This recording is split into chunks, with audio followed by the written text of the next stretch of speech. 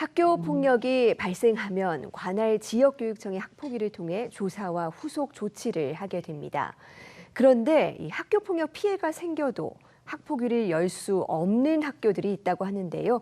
이 학교 폭력 예방법의 사각지대가 된 국제학교 문제, 박은선 변호사와 자세히 짚어봅니다. 어서 오세요.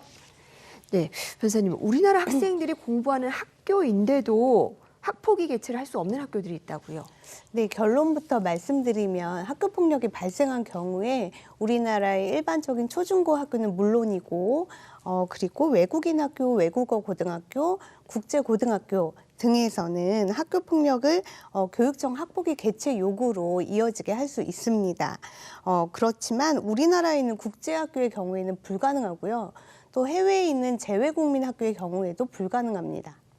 네, 지금 조금 복잡해서 이해를 돕기 위해서 용어부터 정리를 해야 될 것 네. 같은데 외국인 학교와 국제학교, 해외 한국 학교 얘기가 나왔습니다. 자세한 설명 부탁드리겠습니다. 네, 외국인 학교는 외국의 교육과정에 따른 학교로 주로 우리나라에 있는 외국인 자녀들이 다니는 학교들을 말합니다.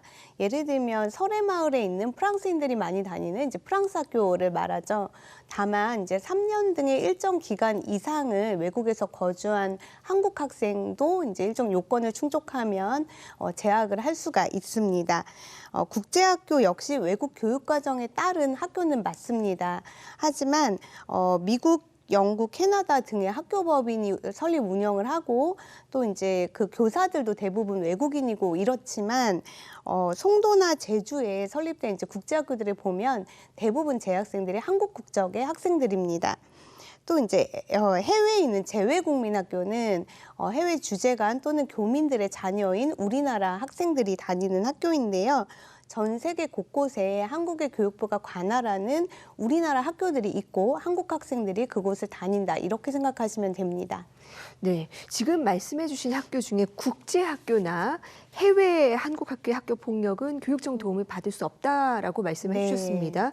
지금 심지어 외국인 학교도 가능한데 이 학교들에선 학폭위를 열 수 없는 이유 뭐라고 볼 수 있을까요? 그러니까 외국인들이 다니는 외국인 학교에서는 오히려 교육청 학폭위로 갈 수 있고 우리나라 학생들이 90%가 넘는 제주 국제학교는 그렇지 않다. 좀 언뜻 이해하기가 네, 어려운데요. 이것은 그 근본적인 이유는 근거가 되는 법이 다르기 때문입니다. 과거에는 학교에서 학교 폭력이 발생하면 그냥 개별 학교별로 선생님들과 학교장이 이렇게 처리를 했습니다.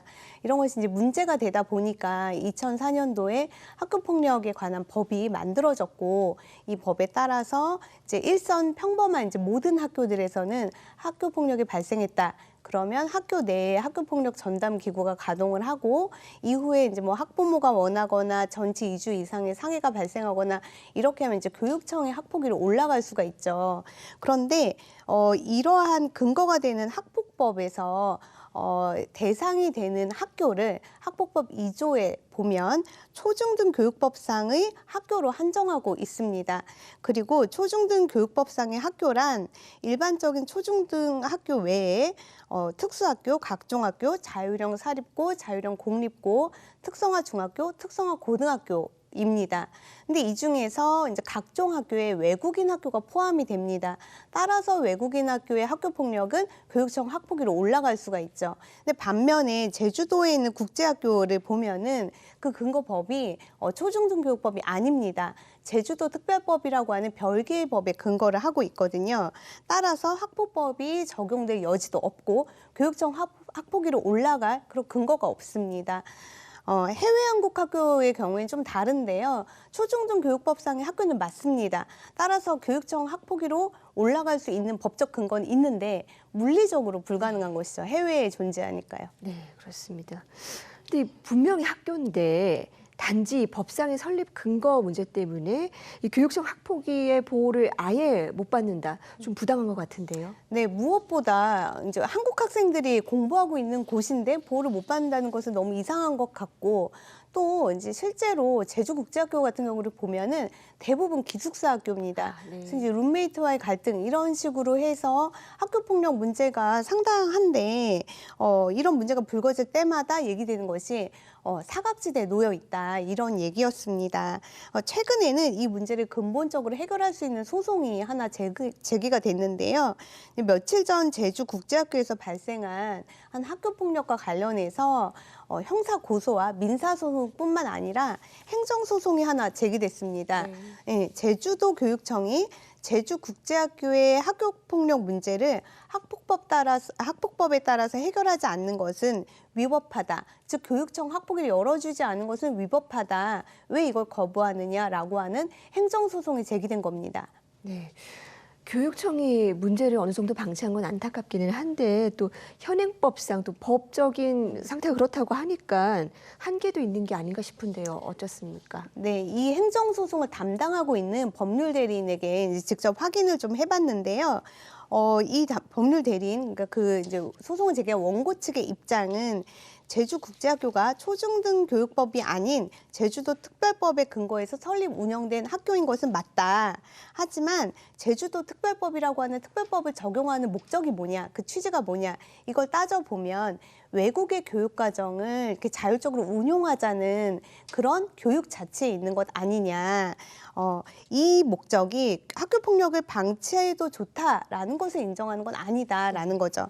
그리고 또 하나는 학폭법 2조의 학교에 제주나 송도의 국제학교들이 빠져 있는 것은 단순한 입법의 미비다. 네. 따라서 제주도 교육청의 재량으로 충분히 학폭위를 개최할 수 있었는데 하지 않았기 때문에 위법하다라는 입장입니다. 다만 현재 행정소송이 이렇게 진행 중이긴 하지만 김용태 위원이 관련법 개정 노력을 기울이고 있기 때문에 이 문제가 사법부가 아닌 입법부를 통해서 보다 쉽게 해결될 수도 있어 보입니다. 네, 근본적인 해결 방안도 기대해 보겠습니다. 마지막으로 이 해외 한국 학교의 사각지대 문제는 어떻게 해결해야 될까요?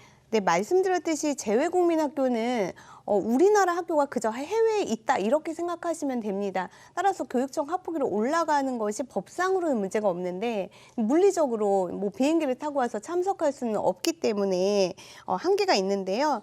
그래서 이제 알아봤더니 개별 한국 학교마다 생활지도나 이런 역할을 하시는 선생님들께서 교육청 학폭위의 역할을 그대로 하고 계셨습니다. 당연히 상당한 어려움이 예상되는데요. 따라서 우리 교육부가 이런 상황을 잘 파악을 하고 지원을 충분히 할 수 있는 그런 노력이 좀 필요해 보입니다.